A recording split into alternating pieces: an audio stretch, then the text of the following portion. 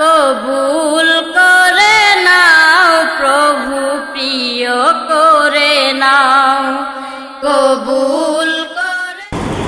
রজব মাসের আজকের 23 তারিখের নামাজে জুমায় অংশগ্রহণকারী সম্মানিত মুসল্লিয়ানে কেরাম, আল্লাহ পাক রব্বুল আলামিনের শাহী দরবারে লাখো কোটি শুকর।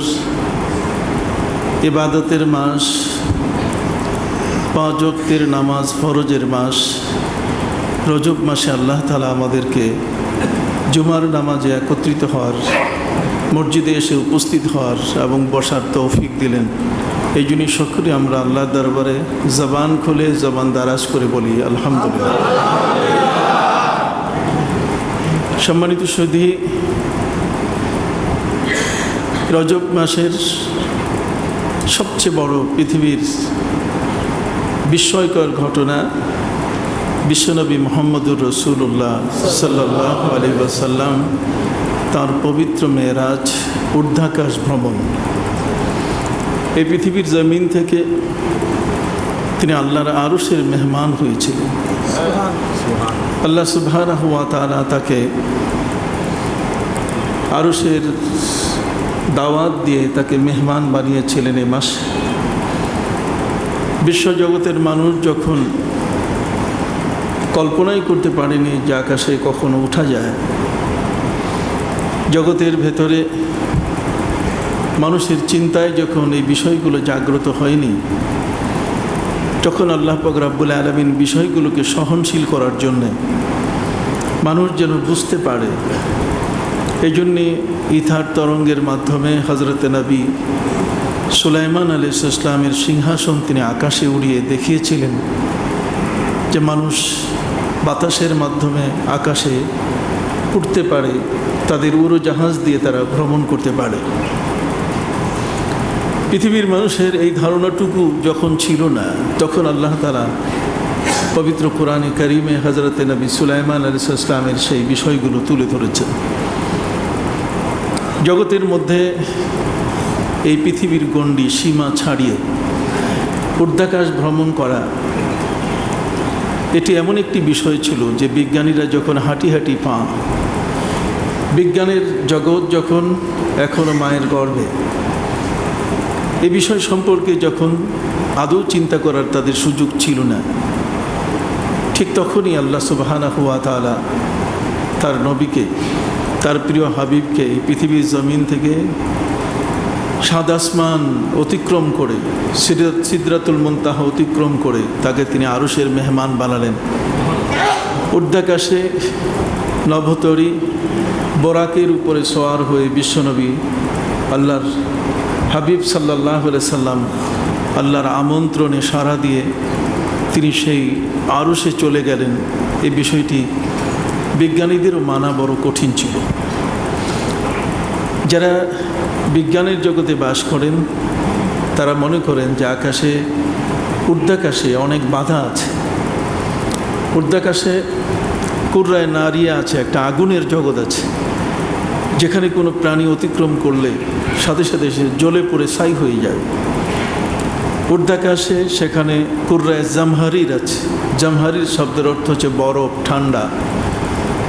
এমন একটি জগৎ, একটি সীমানা, এমন একটি জোন যেটা অতিক্রম করা কোনো মানুষের পক্ষে সম্ভব নয়। কোনো মানুষ যদি সেই জোনের ভিতরে অতিক্রম করতে চায় তাহলে সেই বরফ হয়ে আটকা পড়ে যাবে। অতএব ঊর্ধ্বাকাশে ভয়েসার, নেবুলা, কোয়েসার সহ জগতের আর অসংখ্য গণিত সেখানে গ্রহ গ্রহাণু, বাধা বিপত্তির বহু কিছু সেখানে সৃষ্টি হয়ে আছে।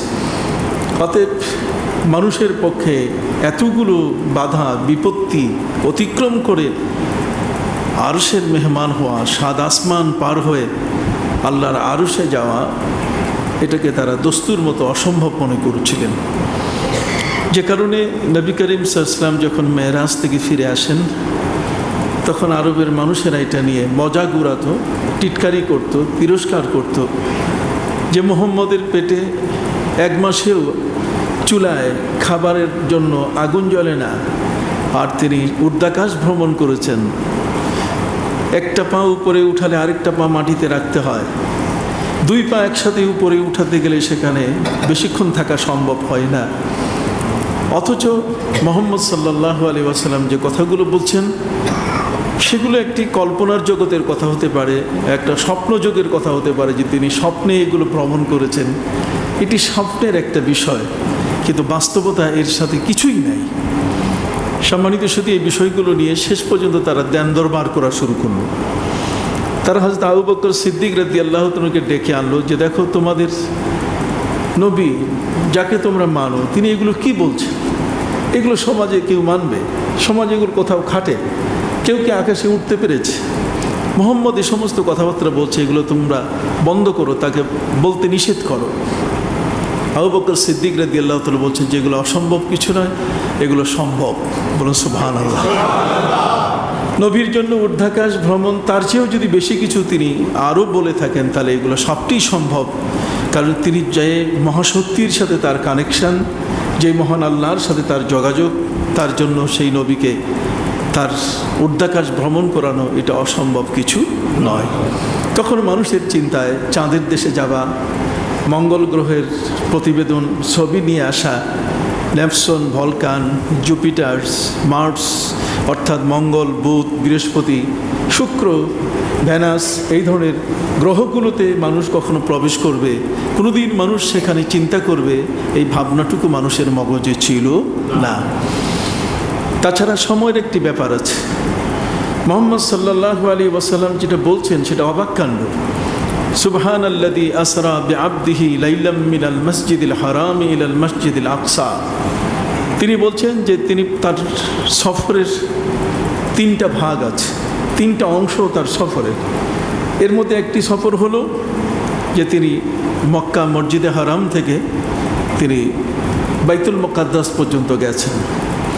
বাইতুল মুকাদ্দাসে সেখানে নবীদের ইমামতি করেছেন, সেখানে তার ওভারস্টে হয়েছে, সেখানে তার ট্রানজিট হয়েছে। একটা সময় তিনি সেখানে অপেক্ষা করার পর তারপর তিনি প্রথম, দ্বিতীয়, তৃতীয় আসমান শেষ করে এরপর তিনি সিদরাতুল মুনতাহা পর্যন্ত গেছেন। সিদরাতুল মুনতাহার পর তারপর তাকে একাকী যেতে হলো সেই আল্লাহর আরশ। এই তিনটি সফর এত বিশাল, তার মধ্যে আমাদের জানা মতে যেটা, সেটা হলো মক্কার মসজিদে হারাম কাবা ঘর থেকে বাইতুল মুকাদ্দাস সেখানে যাওয়ারই সময় লাগে 1 মাস। যদি কোনো মানুষ তার যানবাহনে যেতে চায় তাহলে অন্তত 1 মাসের একটা পথ। এই 1 মাসের পথ এটা তো আছেই, তারপরে প্রথম আসমান থেকে 7 আসমান উঠা, সেখান থেকে সিদরাতুল মুনতাহা থেকে আল্লাহর আরশে উঠা, এটা তো লক্ষ কোটি বছরের প্রয়োজন। আর উনি বলছেন লাইলাম মিনাল মসজিদিল হারাম, তার মানে রাতের একটা বিন্দু মুহূর্তে তিনি এগুলো সব সফর করে আসছেন। লাইলান, রাতের একটি বিন্দু মুহূর্তে তিনি ওই ঊর্ধ্বাকাশের এই বিশাল দূরত্ব পথ অতিক্রম করে এই পৃথিবীতে আবার সশরীরে ফিরে এসছেন। মাঝখানে আগুনের জগৎ তাকে কিছু করলো না, বরফের জগৎ তাকে বাধা দিল না, বয়সার, কোয়েসার, নেবুলা, এই সব গ্যালাক্সি যত যা কিছু আছে কোনোটাতে তিনি বাধাগ্রস্ত হলেন না। তারপর তিনি বলছেন যে এমন একটা যানবাহন নিয়ে গেছেন যেটা খোলা যানবাহন। সাধারণত একটা সময় একটা আকাশের স্তর আছে যেখানে কোনো অক্সিজেন নাই, অতএব যেখানে অক্সিজেন নেই সেখানে তিনি খোলা একটি যানবাহনে উঠে নাম দিলেন তিনি বরাক। আর এই বরাকের চড়ে তিনি আকাশের সেই অক্সিজেন নাই, সেখানে মানুষের বাঁচার কোনো সুযোগই নাই, এটাও তিনি অতিক্রম করে গেলেন। এগুলো সব মানার মতো জিনিস না, এগুলোকে গ্রহণ করার মতো কিছু না। বিশ্বনবী মুহাম্মদুর রাসূলুল্লাহ সাল্লাল্লাহু আলাইহি সাল্লামের টোটাল মেরাজের এই ঘটনাটাকে তারা এমনভাবে এটাকে ডিনাই করলো, এমনভাবে সেটাকে অস্বীকার করলো যে এটাকে এস্টাবলিশ করা এখন বড় কঠিন। তারা নবী করিম সাল্লাল্লাহু আলাইহি ওয়াসাল্লাম এই ঘটনাটা যখন বলছিলেন আরবের কাফেরদেরকে, তখন তিনি হাতিমের ভিতরে ছিলেন। কাবা ঘরের উত্তরাংশে ধনুকের মতো যে একটি বাঁকা অংশ, যেটিতে হাজি সাহেবরা দোয়ার জন্য শুধু সেখানে বসেন, নামাজ পড়েন, কিন্তু তওয়াফের জন্য কখনো ওই অংশটুকু ব্যবহার করেন না। এই উত্তরাংশে ধনুকের মতো খালি জায়গা, যেটা হাতিম। নবী করিম সাল্লাল্লাহু আলাইহি ওয়াসাল্লাম বলছেন ওয়ালাকাদ রাআইতুনি ফিল হিজর, আমি সেই হাতিমের ভিতরে আমি নিজেকে যখন দেখলাম, তখন আমি কুরেশদের কাছে আমার সেই সফরের ঘটনাটুকু উল্লেখ করলাম। আমার এই খবর শুনে কুরেশটা দৌড়ে এসে বলল যে কি কথা বলা শুরু করেছেন, ওয়া কুরাইশুন তাসআলুনি আম্মা সারায়া, আমার এই পরিভ্রমণ সম্বন্ধে, আমার এই সফর সম্বন্ধে কুরেশটা তখন এমন কিছু প্রশ্ন করলো যে প্রশ্নগুলো অবাক করে দেওয়ার মতো। আমি কখনো এই প্রশ্নের উত্তর দেব এই প্রস্তুতি নাই। কুরেশটা আমাকে যে প্রশ্ন করেছিল, নবী করিম সাল্লাল্লাহু আলাইহি ওয়াসাল্লাম বলছেন ফাকুরিবতু কারবান মা কুরিবতু মিসলা, আমি এর আগে এত বেশি কারো প্রশ্নে পেরেশান হই নাই। আমি প্রশ্ন করার জন্য আমার উম্মতকে ওপেন করে দিয়েছি, উন্মুক্ত করে দিয়েছি। সালু আন্নি উজিবু লাকুম, তোমরা আমার কাছে প্রশ্ন করো, আমি তোমাদের সকল প্রশ্নের উত্তর দিব। কিন্তু এই ব্যাপারে তারা কি প্রশ্ন করতে পারে আর আমার উত্তর কি হতে পারে, একটা আগাম কোনো প্রস্তুতি আমার ছিল না। ওরা আমাকে জিজ্ঞেস করলো, কুরাইশুন তাসআলুনি আম বাইতুল মুকাদ্দাস, তারা আমাকে বাইতুল মুকাদ্দাস সম্বন্ধে প্রশ্ন করলো যে বাইতুল মুকাদ্দাস যে আপনি গেছেন, এর আগে তো আপনি কখনো এইভাবে যান নাই। এই বাইতুল মুকাদ্দাসের মধ্যে দরজা কয়টা, জানালা কয়টা, জানালা থাকলে শিক কয়টা, এর ভিতরে খুঁটি কয়টা, পিলার কয়টা? নবী করিম সাল্লাল্লাহু আলাইহি ওয়াসাল্লাম বলছেন যে আমি তো সফর করেছি, ওয়ালাম উসবিতহা, কিন্তু আমি কখনো এই সফরের মধ্যে দরজা জানালা কপাট গুনতে যাই নাই। এগুলো কয়টা কি, এটার হিসাব নিকাশ আমি সেখানে কারো কাছে কোনো ইঞ্জিনিয়ার সাহেবকে ডেকে এনে যে বলো কয়টা দরজা আছে তোমার এই মসজিদে, বাইতুল মুকাদ্দাসে কয়টা খুঁটি আছে, এর ছাদে কত টন রড ব্যবহৃত হয়েছে, কত সিমেন্ট ব্যবহৃত হয়েছে, এবং কত লেবার কতদিনে এই বাইতুল মুকাদ্দাস এটা দাঁড় করালো, এই বিষয় সম্পর্কে আমি তো কখনো কাউকে জিজ্ঞাসা করি নাই। আর বাইতুল মুকাদ্দাস তো তৈরি করেছেন হযরতে নবী সুলাইমান আলাইহিস সালাম। অতএব নবী সুলাইমান আলাইহিস সালাম জিন জাতির মাধ্যমে তিনি বাইতুল মুকাদ্দাস তৈরি করেছেন। এই বাইতুল মুকাদ্দাস এটা একটা বরকতময় ঘর, এটা ইহুদিদের কেবলা, বনি ইসরাইলের কেবলা। সেই কেবলার মসজিদ এটা কয়টা কি, আপনারা এতদিন এই মসজিদে নামাজ পড়তেছেন, আমি যদি আপনাদেরকে এখন প্রশ্ন করি যে কয়টা জানালা আছে, আপনারা বলতে পারবেন না। আমি যদি জিজ্ঞাসা করি কয়টা খুঁটি আছে, তাও আপনারা বলতে পারবেন না। অথচ প্রতি জুমায়, প্রতি ওয়াক্তের নামাজে কিন্তু আপনার মসজিদে আসছেন। এটা কেমন অবাক কাণ্ড, একটা এমন প্রশ্ন যে প্রশ্নটা সাধারণত কোনো ভালো ছাত্র করে না। কথা বলেন না, কোনো ভালো ছাত্র, কোনো মেধাবী ছাত্র, কোনো এই ধরনের ছাত্র যার বুদ্ধিমত্তা খুব ভালো, সে কোনো দিন এই ধরনের প্রশ্ন করবে না যে আপনি মসজিদে গেলেন কয়টা খুঁটি দেখলেন।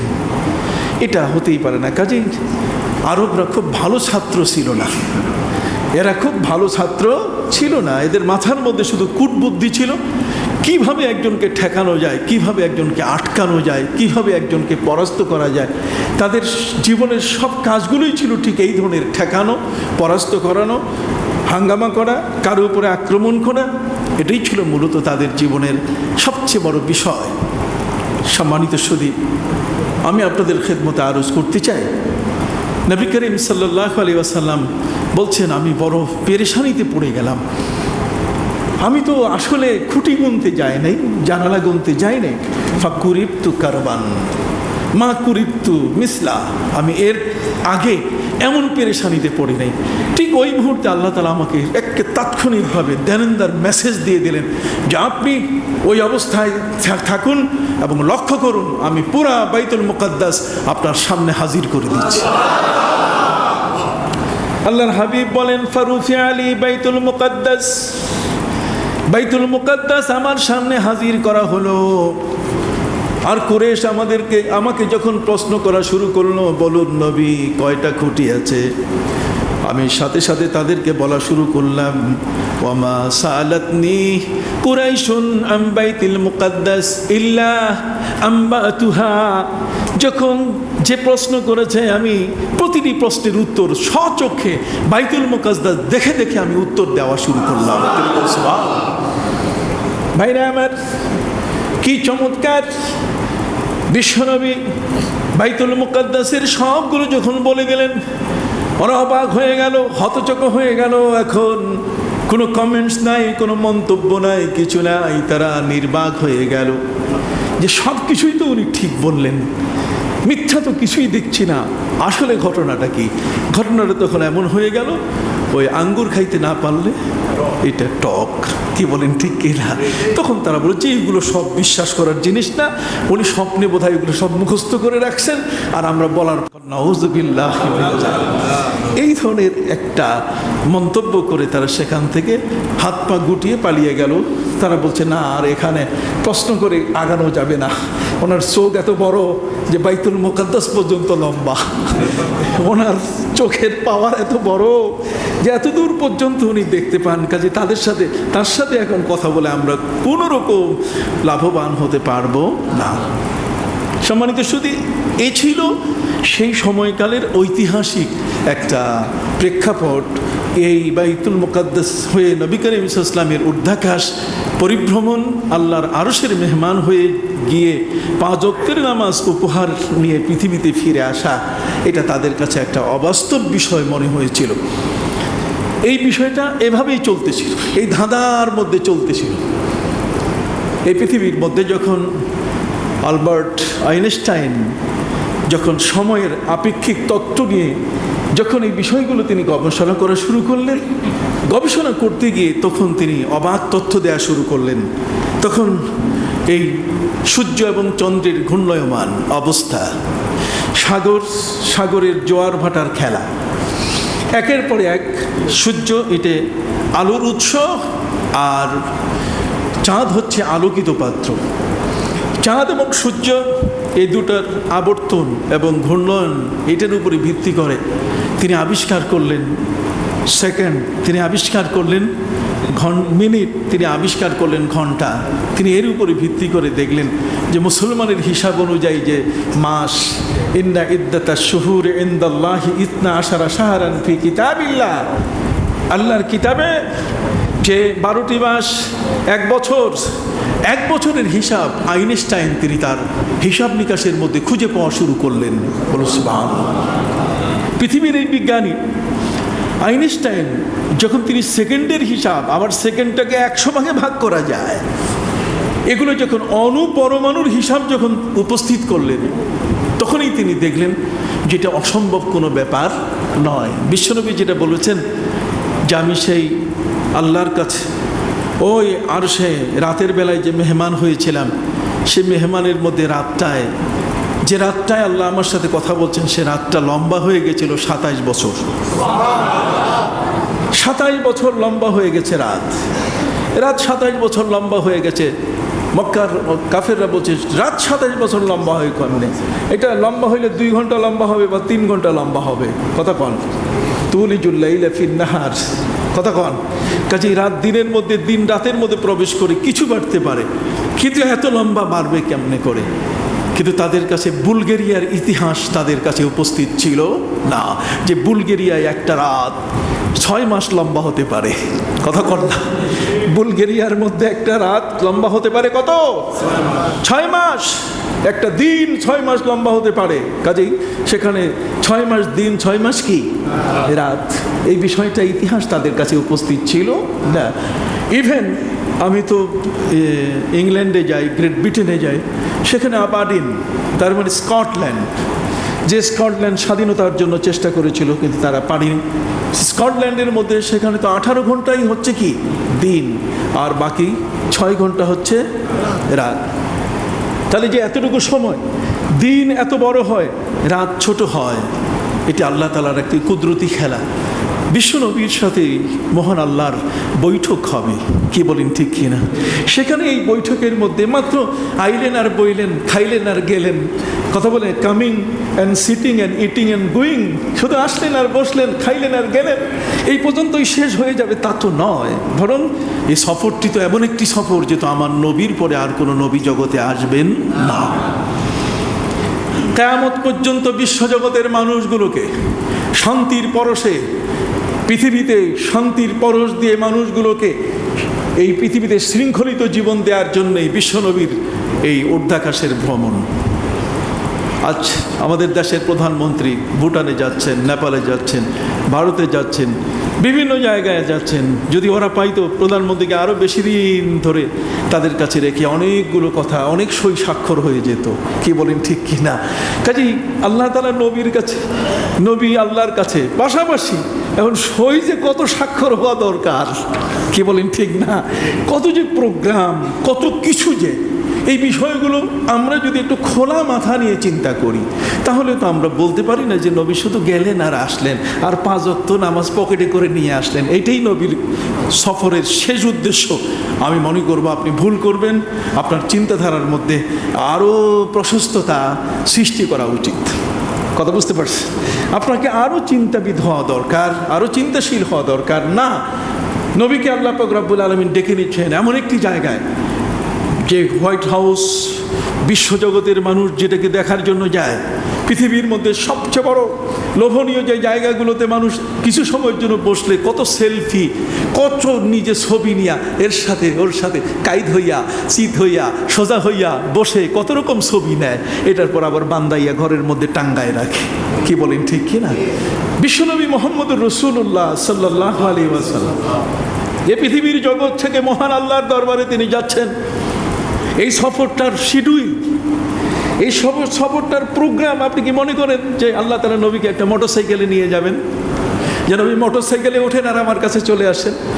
সম্মানিত সুধী, বিষয়টা তো এমনই যে আল্লাহ তার হাবিবকে নিচ্ছেন। যেরকম সুবহানাল্লাহ, এই আয়োজনটা কোনো ছোট আয়োজন নয়, এটি হচ্ছে আহকামুল হাকিমিন, বিশ্বজগতের একচ্ছত্র নিরঙ্কুশ অধিপতি, একক কর্তা, মাকারিদুল সামাওয়াতি ওয়াল আরদ, আসমান এবং জমিনের মালিক যিনি, এই জগতের একক যিনি ক্ষমতাধর, তাবারাকাল্লাযী বিয়াদিহিল মুলক ওয়া হুয়া আলা কুল্লি শাইইন কাদির, সেই একক সত্তা যিনি ক্ষমতাধর, সর্বশক্তিমান, যার হুকুমে জগৎ ধ্বংস হয় আবার জগৎ জীবিত হয়। কি বলেন ঠিক কিনা?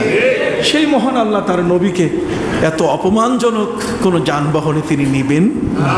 নিশ্চয়ই তার জন্য একটা টাইম শিডিউল থাকবে, একটা প্রোগ্রাম থাকবে। এই প্রোগ্রাম শিডিউল অনুযায়ী আল্লাহ তার নবীকে নেওয়ার জন্য সব আয়োজন করছেন।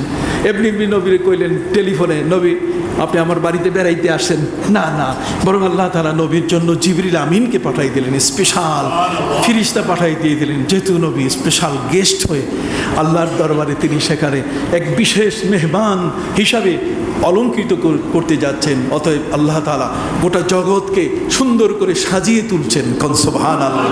তার নবীর সমাগমনে তিনি জগৎ সাজাবেন না এমনটা তো নয়, তিনি তো সাজিয়ে সুন্দর করে নবীকে সেই পথে একের পর এক তিনি এই পথগুলো অতিক্রম করাবেন, কোথাও যেন নবীর সামান্যতম টেনশন না হয়।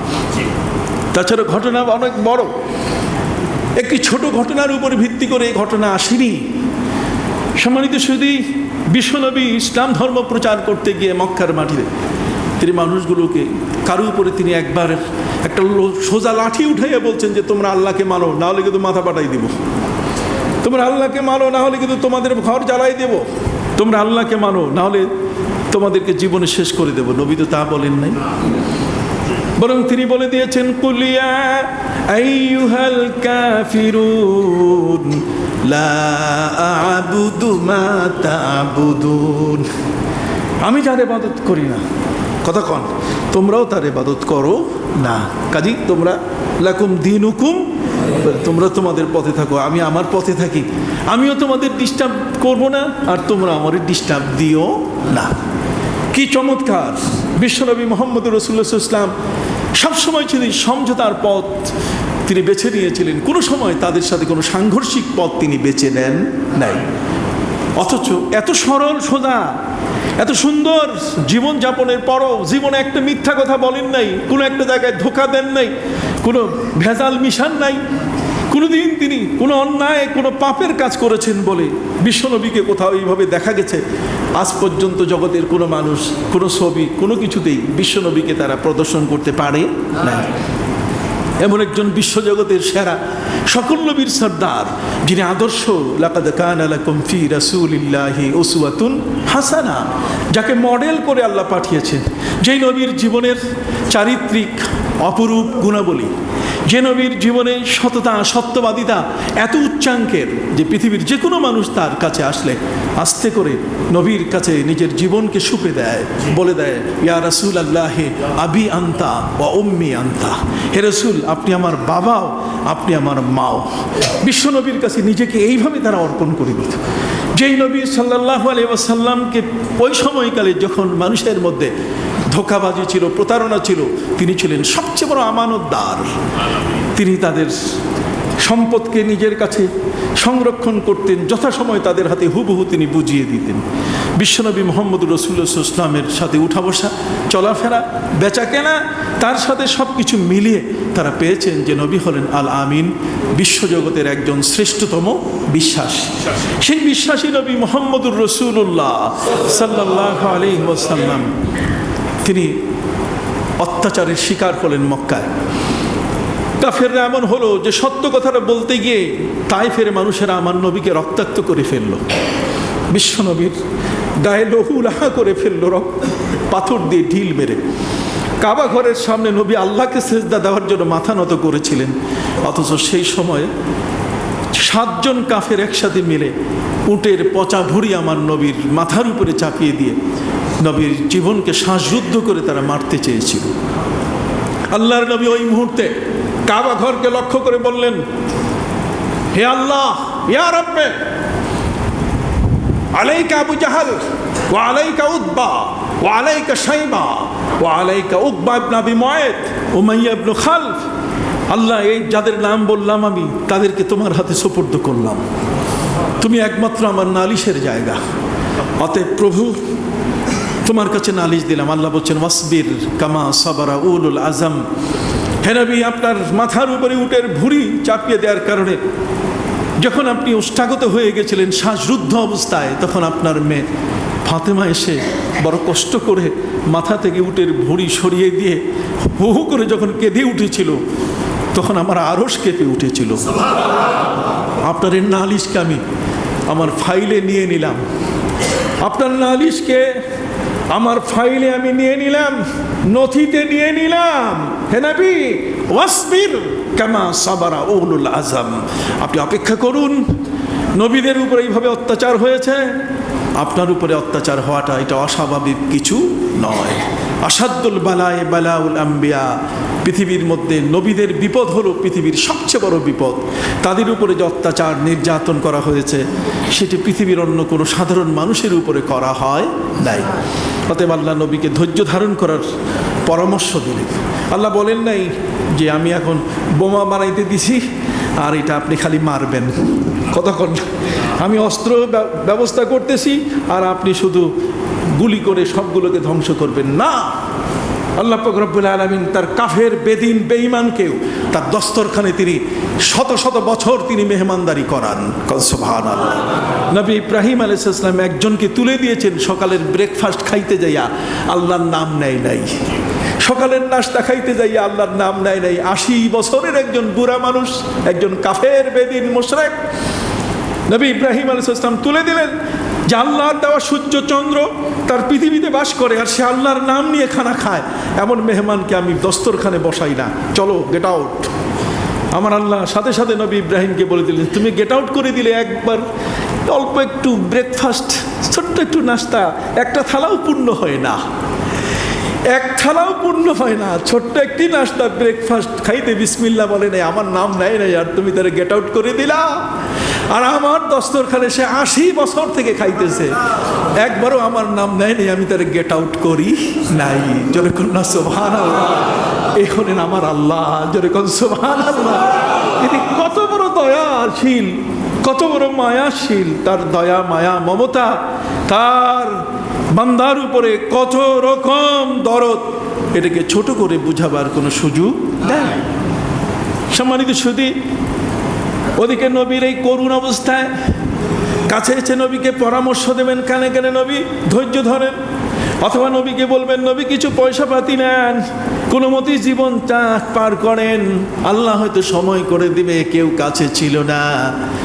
ওই মুহূর্তে নবীর স্ত্রী হযরতে মা খাদিজাতুল কুবরা নবীর কানে এসে বলছেন, না নবীজি আপনার কোনো চিন্তা নাই, আমি আছি, আমার দোতলা বাড়ি আপনার জন্য, আমার ব্যবসার যত সম্পদ সব আপনার জন্য আমি উজাড় করে দিয়েছি। হে নবী, অর্থের কোনো চিন্তা নাই, থাকার বাড়ির কোনো চিন্তা নাই, আপনি কারো কোনো অনিষ্ট করেন না, আমি কাছে থেকে দেখি। কাজেই মা খাদিজাতুল কুবরা বিশ্বনবীর দুর্দিনের সময় আমার নবীর পাশে এসে বলছেন, হে রাসূল, কাল্লা ওয়াল্লাহি মা ইউযিকাল্লাহু আবাদা ইন্নাকা লাতাসিলুর রাহমা ওয়া তাহমিলুল কাল্লা ওয়া তুঈনু আলা নওয়াইবিল হক। হে নবী, আপনি খোদার কসম, আল্লাহ কোনোদিন আপনাকে বেইজ্জতি করবেন না, আল্লাহ কোনোদিন আপনাকে অসম্মান করবেন না। আপনি গরিবের ঘরের খাবার তার ঘরে পৌঁছায় দেন, আপনি বুভুক্ষের খাবার বোঝা তার বাড়ি পর্যন্ত পৌঁছিয়ে দেন। সুবহানাল্লাহ। সত্যের পথে থাকার কারণে এমন মজলুম ব্যক্তিদের পাশে আপনি হুঙ্কার দিয়ে তার পক্ষ গ্রহণ করেন। হে নবী, কাজেই কোনো চিন্তা নেই। কাল্লা ওয়াল্লাহি মা ইউযিকাল্লাহু আবাদা, আল্লাহ আপনাকে অসম্মান বেইজ্জতি করবেন না, লজ্জা দিবেন না। সেই নবী সাল্লাল্লাহু আলাইহি ওয়াসাল্লামের স্ত্রী যে কাছে এসে তাকে সাহায্য করত, বিশ্বনবী ওই হেরা পর্বতে যেতেন আল্লাহর ধ্যানে ব্যস্ত হওয়ার জন্য। আল্লাহ পাক রব্বুল আলামিন সুম্মা হুব্বিবা ইলাইহিল খালা, বিশ্বনবীর জন্য নিরালা নীরব নিকুঞ্জে, মানুষের কোনো কথা নাই, পাক পাখালির কোনো কলতান নাই, যেখানে কোনো আওয়াজ নাই, কিচ্ছু নাই। আল্লাহ নবীকে বললেন, নবী এমন একটা নিরিবিলি জায়গায় যান, আমার ওহিটা পাইতে গেলে একটা নীরব জায়গা দরকার। নবীজি বেছে নিলেন ওই হেরা পর্বত। ছোটকালে মা মারা যাওয়ার পরে দাদার দায়িত্বে যখন নবী এসেছিলেন, তখন দাদা ওই হেরা পর্বতে নবীকে বারবার নিয়ে গেছিলেন। ওই উঁচু পাহাড়ের মাথার উপর থেকে 70 হাত নিচে যে গুহাটায় তার দাদা খাজা আব্দুল মুত্তালিব সেখানে ইবাদত বন্দেগী করতেন। তার দাদা ছিলেন হযরতে নবী ইব্রাহিম আলাইহিস সালামের দ্বীনের উপরে। নবীর দাদা তিনি হযরতে ইব্রাহিম আলাইহিস সালামের ধর্মের উপরে ছিলেন। অতএব দাদা তাকে নিয়ে যেতেন সেখানে, হেরা পর্বতে নিয়ে যেতেন। দাদা কেন? ঘরের পাশে কি কোনো কোনায় এমন একটা নিরিবিলি রুম ছিল না? দাদা নিয়ে যেতেন এ কারণে, এক তো হেরা পর্বত, তার গুহার মধ্যে যে জায়গায় দাদা বসে বসে ইবাদত করতেন, সে জায়গাটা এমন একটা জায়গা তিনি চয়েস করে নিয়েছিলেন, চুজ করেছিলেন, যেই হেরার গুহার মধ্যে বসলে সরাসরি কাবা ঘর দেখা যায়। কি দেখা যায়? কাবা ঘর দেখা যায়। এই জন্য নবীজি সাল্লাল্লাহু আলাইহি ওয়াসাল্লাম নিরালা নীরব জায়গা, জীবনের প্রতিটি মুহূর্তে যিনি কাবা ঘরকে দেখেছেন, এই ধ্যান এবং সাধনার মধ্যে কোরআন প্রাপ্তির ক্ষেত্রে নবী যেন কাবা থেকে বিচ্ছিন্ন না হন। এই জন্য দাদার সেই আমলের জায়গাটা হেরা পর্বতের গুহা নবীজি বেছে নিলেন। সম্মানিত সুধী ভাইরা আমার, বিশ্বনবী মুহাম্মদুর রাসূলুল্লাহ সাল্লাল্লাহু আলাইহি ওয়াসাল্লামের দাদা যখন দুনিয়া থেকে বিদায় নিলেন, তখন চাচা খাজা আবু তালেবের কাছে নবীর দায়িত্ব এসে পড়ল। আরবের নেতারা কতবার লাঠি উঁচু করে আমার নবীকে মারতে চেয়েছে। খাজা আবু তালেব বলছে, খবরদার, তার ধর্মের সাথে যদিও আমাদের ধর্মের মিল নাই, কিন্তু তার গায়ে যদি কেউ আঘাত করো তো কুরেশ বংশের উপরে আঘাত করা হবে, অতএব তাদেরকে ছেড়ে দেওয়া হবে না। ভয়ে আমার নবীর গায়ে হাত দেয় নাই সহজে। সম্মানিত সুধী, সেই চাচা খাজা আবু তালেব তিনিও মারা গেলেন, স্ত্রী খাদিজাও কি মারা গেলেন। নবী ভারাক্রান্ত হয়ে গেলেন। 1 বছরের তিনি শোক ঘোষণা করলেন। সুবহানাল্লাহ। কত বছর? 1 বছর, যেটাকে আমুল হুজুন বলা হয়। ঘরের স্ত্রী খাদিজা কত ইসলামের উপকার করলো বিশ্বনবী, সেই খাদিজার শোকে এত কঠিন শোকাহত হয়ে পড়লেন যে তিনি 1 বছর, চাচার মৃত্যু হলো 1 বছর, দুইজনের মৃত্যুতে 1 বছরের শোক ঘোষণা করলেন। নবী এখন শোকাহত, তিনি এখন মন ভাঙ্গা। ওদিকে কাফেরদের অত্যাচার, তায়েফের করুণ ইতিহাস, বিশ্বনবী গোস্বা হয়ে মক্কা থেকে জেরানা পর্যন্ত চলে গেছিলেন। সব কিছু মিলিয়ে আল্লাহ তাআলা বলেন যে এখন নবীকে আমার কাছে আনা দরকার, নবী সান্ত্বনা পাবেন। এই জন্য আল্লাহ তাআলা দূর থেকে নবীকে সান্ত্বনা না দিয়া তিনি এখন কাছে আনা শুরু করলেন। নবী আমার কাছে চলে আসেন। সুবহানাল্লাহ। বিশ্বনবী মুহাম্মদুর রাসূলুল্লাহ সাল্লাল্লাহু আলাইহি ওয়াসাল্লামকে আল্লাহ তার আরশের দাওয়াত দিলেন যে আপনি চলে আসেন এখানে, এখন আর পৃথিবীতে ভালো লাগবে না, আমার কাছে আসলে আপনার কি লাগবে? ভালো লাগবে। চিৎকার দিয়ে কন্যা সুবহানাল্লাহ। আমার কাছে আসলে আপনার খুব ভালো লাগবে, আপনি শান্তিতে কিছুক্ষণের জন্য আমার কাছে আপনি থাকতে পারবেন।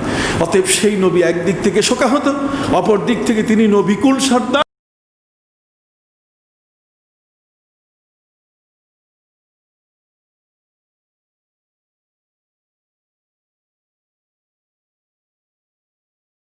মুরসালিন, আর তিনি শেষ, তারপরে আর কোনো নবী নাই। সাবজেক্ট অনেক হয়ে গেছে, বিষয় অনেক হয়ে গেছে, সিরিয়াল এজেন্ডা এখন একটা না, কথা না, এজেন্ডা কি না, একটা না, এজেন্ডা এখন অনেক হয়ে গেছে। অতএব সব এজেন্ডা শুধুমাত্র ওভার টেলিফোনে শেষ করা যাবে না, টেলিফোনে সব এজেন্ডাকে শেষ করে সিদ্ধান্ত দেওয়া যাবে না। এই জন্য সম্মুখ মিটিং হওয়া দরকার, সরাসরি সামনাসামনি এসে কথা বলা দরকার। সুবহানাল্লাহ। এই জন্য নবীকে আল্লাহ পাক রব্বুল আলামিন তার আরশের ডাক দিয়ে তাকে মেহমান বানালেন, জিবরিল আমিনকে পাঠালেন যে আজকে রাতেই নবীকে নিয়ে আসুন। সুবহানাল্লাহ। দিনের বেলায় ঘটনাটা ঘটান নাই, এই সফরের আয়োজন শুরু হয় নাই। কারণ হচ্ছে এই যে দিন হচ্ছে পিক আওয়ার, দিন হচ্ছে অফিস আদালত খোলা থাকে, মানুষের ব্যস্ততা থাকে। দিনের বেলায় কাউকে ডাকলে কোথায় আপনি, আমি এখন চিটাগাং চলে এসেছি। কবে ফিরবেন? কয় রাতে ফিরবো, রাত্রে দেখা হবে, কথা কর না। কেউ যদি কারোর সাথে, আপনি এখন কোথায়, আমি এখন অফিসে খুব ব্যস্ত আছি, বাইরের বায়ার আসছে, বাইরের মেহমান আসছে, ওদের সাথে আমি এখন মিটিং করছি, এখন কথা বলা যাবে না, রাত্রে আপনি কথা কন। এই যত ধরনের ব্যস্ততম সময় কি হলো? দিনের মধ্যে বাচ্চাদের স্কুল আছে, তাদের লেখাপড়া আছে, নিজের প্রয়োজন আছে, বাজার ঘাট আছে, সওদা আছে, কেনাকাটা আছে, সব কিছু মিলিয়ে। সম্মানিত সুধী, এই জন্য দিন হচ্ছে পিক আওয়ার আর রাত হচ্ছে ফ্রি আওয়ার। রাতের বেলায় বেশি বেশি সময় খালি পাওয়া যায়। এই জন্য আল্লাহ তাআলা পবিত্র কোরআনে তিনি ইবাদতের জন্য সবচেয়ে বেশি যে সময়গুলো দিয়েছেন সেগুলো হলো কি? রাতের সময়। মহাগ্রন্থ আল কোরআনের মধ্যে 114টি সূরা আছে। 114টি সূরার মধ্যে কোনো একটি সূরার নাম সূরা আন-নাহার নাই। দিনের নামে আল্লাহ কোনো সূরা নাজিল করেন নাই, তিনি রাতের নামে সূরা নাজিল করছেন সূরা আল-লাইল। এবং গুরুত্বপূর্ণ ইবাদতগুলো তিনি দিয়েছেন কোন সময়? রাতের বেলা। কোরআন বলে দিয়েছে, ওয়ামিনাল লাইলি ফাতাহাজ্জাদ বিহি নাফিলাতাল লাক আসা আন ইয়াবআসাকা রাব্বুকা মাকামান মাহমুদা। হে নবী, রাতের বেলায় তাহাজ্জুদের সময়, এই সময় যদি কোনো ব্যক্তি আমি আল্লাহর জন্য রাতের গভীরে নিরিবিলি সময় দাঁড়িয়ে যদি ডাক দেয়, ওই মুহূর্তে আমি আমার সব শক্তি নিয়ে ওই বান্দাকে সাহায্য করার জন্য তার কাছে হাজির হয়ে যাই। তাহাজ্জুদের নামাজ, মহাগ্রন্থ আল কোরআনের মধ্যে আল্লাহ বলেন, ওয়াল্লাযীনা ইয়াবিতুনা লিরাব্বিহিম সুজদান ওয়া কিয়ামা। আল্লাহ বলেন, রাতের বেলায় বান্দা যখন রুকুতে মাথা নত করে, সেজদায় যখন মাটিতে মাথা ফেলে, ওই মুহূর্তে আমি আল্লাহ ওই বান্দার যা চাওয়া পাওয়া সব কিছু আমি তার জন্য ব্যবস্থা করে থাকি। তাতাজাফা জুনুবুহুম আনিল মাদাজি ইয়াদউনা রাব্বাহুম খাউফান ওয়া তামআ। রাতের গভীরে বান্দা যখন নিজের পাঁজরটাকে আরামের বিছানা থেকে আলাদা করে, আল্লাযীনা ইয়াযকুরুনাল্লাহা কিয়ামান ওয়া কুউদান ওয়া আলা জুনুবিহিম, বিছানার থেকে নিজকে আলাদা করে দাঁড়িয়ে বসে পার্শ্ব ফিরে যখন আমি আল্লাহর নামে জিকির করে, তখন ওই বান্দা যাবে না আমি তার জন্য কি পুরস্কারের ব্যবস্থা রেখে দিয়েছি। রাত হলো ফ্রি আওয়ার, আল্লাহর সাথে যোগাযোগের সবচেয়ে বড় সুন্দর সময়। এই জন্য বিশ্বনবী মুহাম্মদুর রাসূলুল্লাহ সাল্লাল্লাহু আলাইহি ওয়াসাল্লামকে আল্লাহ পাক রব্বুল আলামিন রাতের বেলায় তিনি আরশের দাওয়াত দিলেন, নবী দিনে আসবেন না। দুনিয়ার মধ্যে সবচেয়ে বেশি পরিমাণে রাতের বেলায় সব বিয়ে শাদী বলেন, বউ ভাত বলেন, সবগুলো হয় কোন সময়? রাতের বেলায়। মানুষ ফ্রি থাকে যাতে আসতে পারে এই সময়গুলোতে। কাজে আল্লাহ তাআলা তার নবীকে এমন একটা সময় বেছে দিয়ে দিলেন যেই সময়টা হলো কি? রাত। অনেক লম্বা কথা, এই মেরাজ বিশাল লম্বা কথা।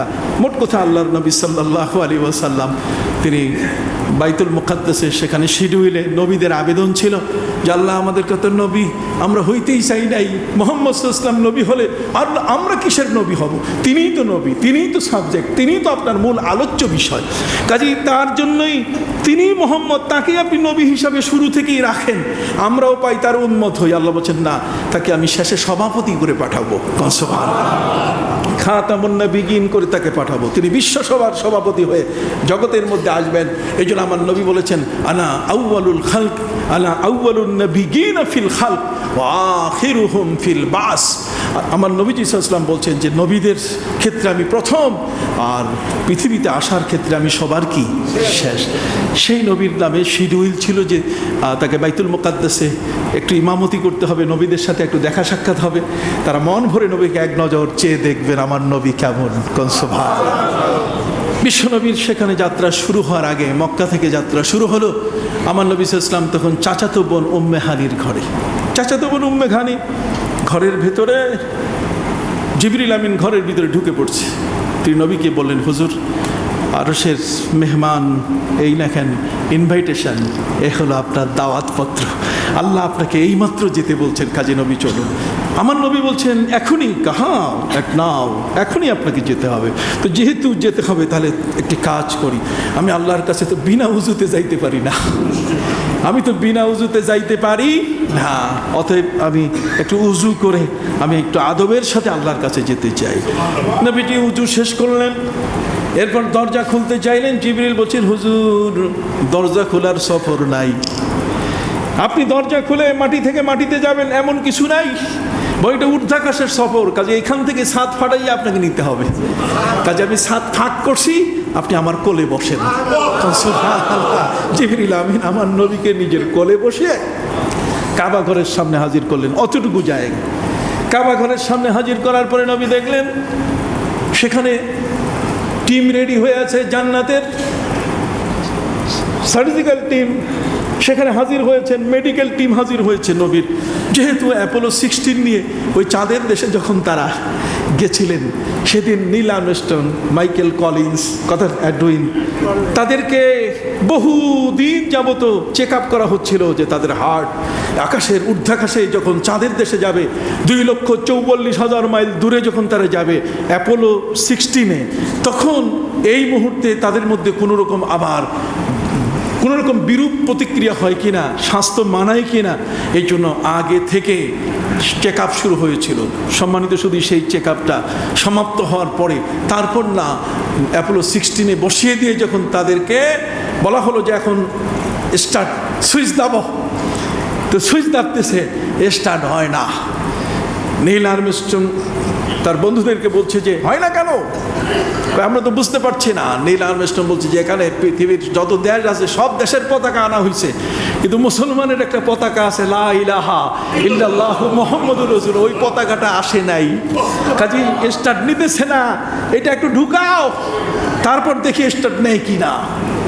ভাইরা আমার, কালেমা খচিত পতাকা অ্যাপোলো 16-এর ভিতরে যখন ঢুকানো হলো, সুইচ দাববার আগেই ঘ্যার ঘ্যার শুরু হয়ে গেল, স্টার্ট নেই। ইসলাম, যে কারণে নীল আর্মস্ট্রং তার জীবনের এই কথাগুলো বলার কারণে তাকে দ্বীপান্তর করে রাখা হয়েছিল। কথা বুঝতে পারছি? এর উপরে বইও আছে, এর উপরে বহু কিছু লেখা হয়েছে। আমি আমেরিকায় যাই, এই লোকটি তো মারা গেল মাত্র 3 বছর আগে। এই 3 বছর আগে তিনি মারা গেলেন, নীল আর্মস্ট্রং। তিনি বলেছেন ওই চাঁদের দেশে যাওয়ার পরে যে ফাটলটা দেখেছেন, এবং সেই ফাটলের সাথে মদিনার আলোক রশ্মির যোগাযোগ, সুবহানাল্লাহ, চাঁদের সাথে আমার নবীর মদিনার কি আলোক রশ্মির বিশাল যোগাযোগ। আমার নবী যে ওই মক্কার জমিন থেকে চাঁদকে দ্বিখণ্ডিত করে দিয়েছিলেন, সেই রেখাটা সেখানে এখনো পড়ে আছে। সুবহানাল্লাহ, এটি কি মানুষ দেখবে না? এই জন্য পবিত্র কোরআন মজিদ আল্লাহ বলছেন সানুরিহিম আয়াতিনা ফিল আফাকি ওয়া ফি আনফুসিহিম হাত্তা ইয়াতাবায়ানা লাহুম আন্নাহুল হক। আমি কতভাবে আমার পরিচয় তাদের কাছে তুলে ধরেছি, কিন্তু দেখার পরও অন্ধরা তারা চশমা পরে আরও কালা গ্লাস দিয়া, কে কোন ঠিক কিনা, যাতে এই সমস্ত সত্য জিনিস তারা দেখতে না পায়। অথচ আমি আকাশের মধ্যে, জমিনের মধ্যে মধ্যে, তাদের জীবনে আমি যে আল্লাহ সত্য এর প্রমাণ আমি তুলে ধরেছি। সুবহানাল্লাহ। শেষ পর্যন্ত আমার নবীজি তার মেডিকেল চেক আপ শুরু হয়ে গেল, নবীর সিনা কাটা হলো, তাকে ওপেন হার্ট সার্জারি করা হলো, তার ভিতরের থেকে কলিজা দিল সব বের করে এনে জমজম পানি দিয়ে ধোয়া হলো। সুবহানাল্লাহ।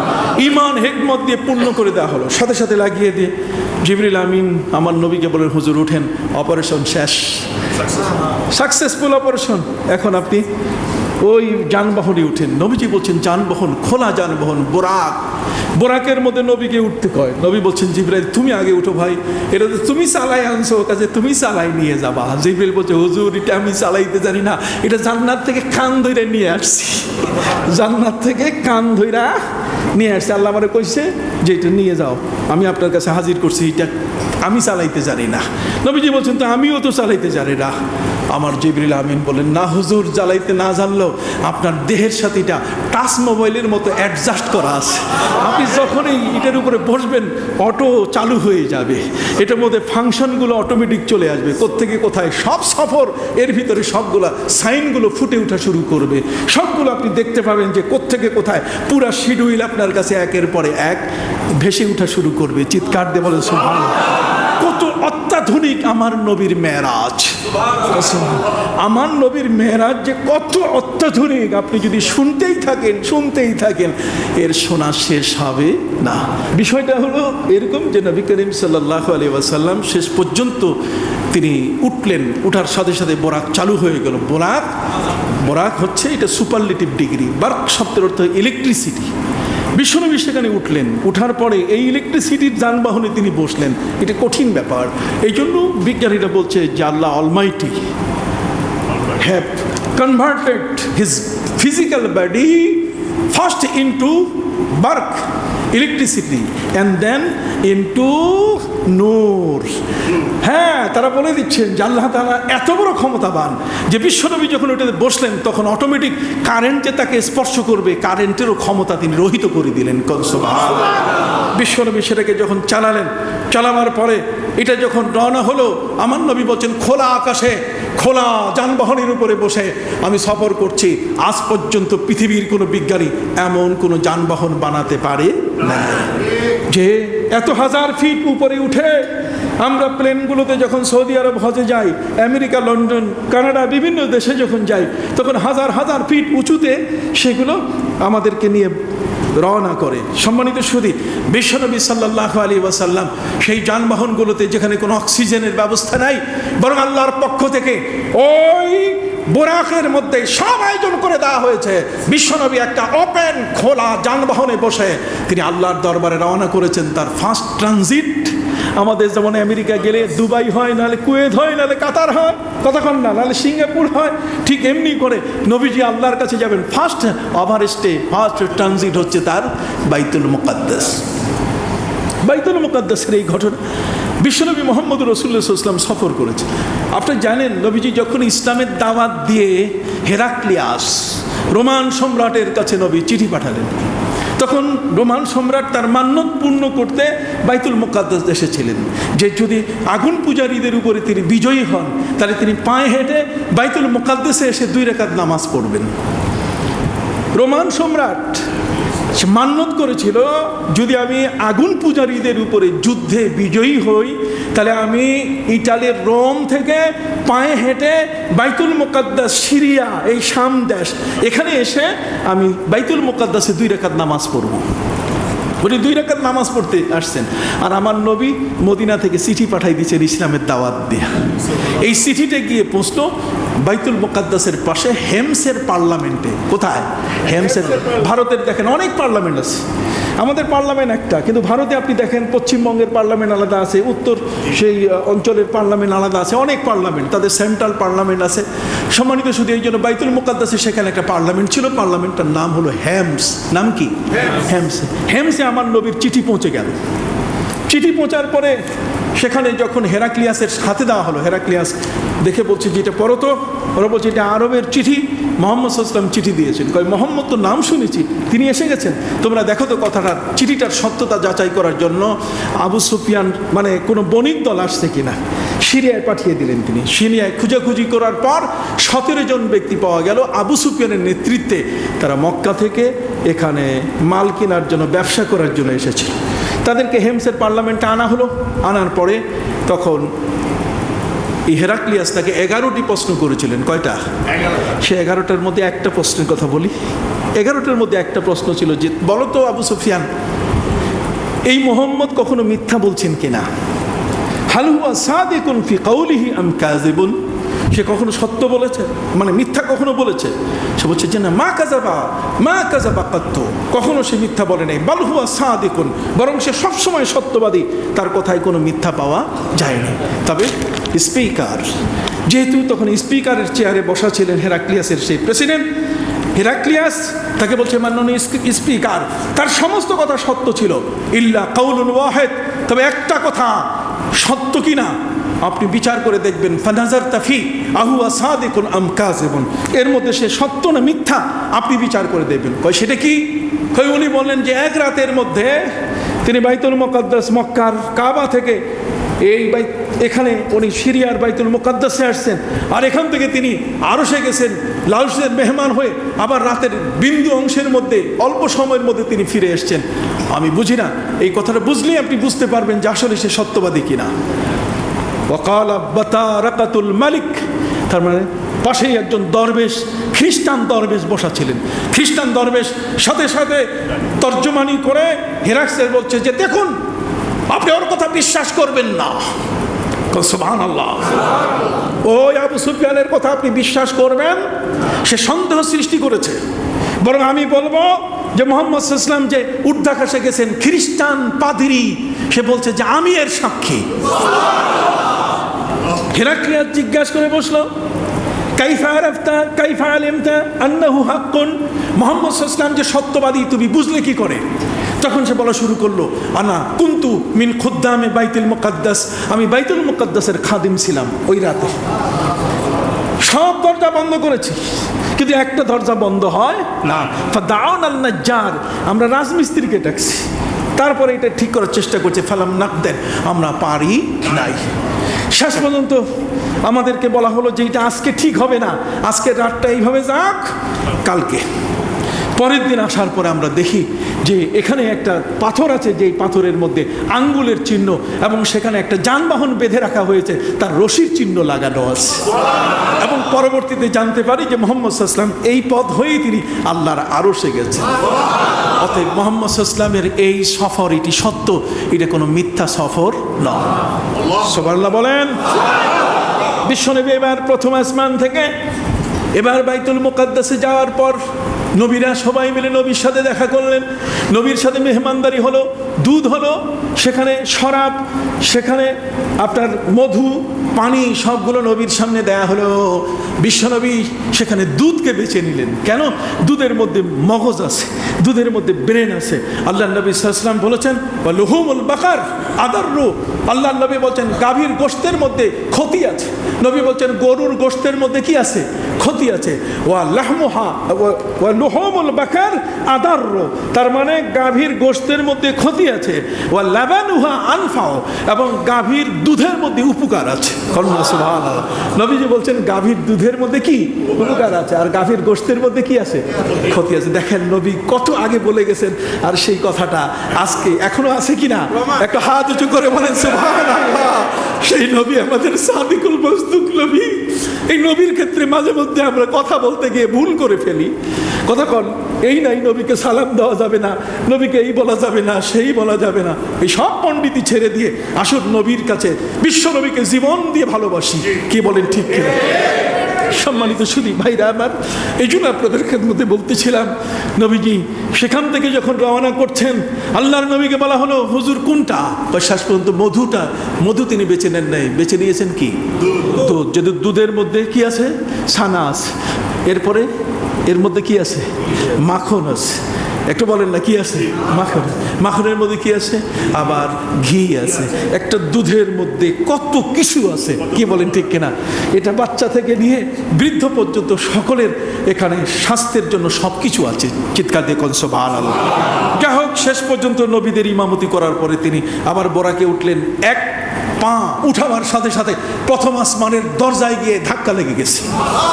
এত দ্রুতগামী যানবাহন। ওয়াদাউ হাফিরাহু মাওদা বাসারি, বুখারী শরীফে বলা হয়েছে যে এই যানবাহনটা বোরাকটা যখন ঠ্যাং উঠাইতো একখান, তাহলে চোখের দৃষ্টি যে পর্যন্ত সেই পর্যন্ত আসমানে বাবা আদমের সাথে দেখা, উনি কোলাকুলি করলেন।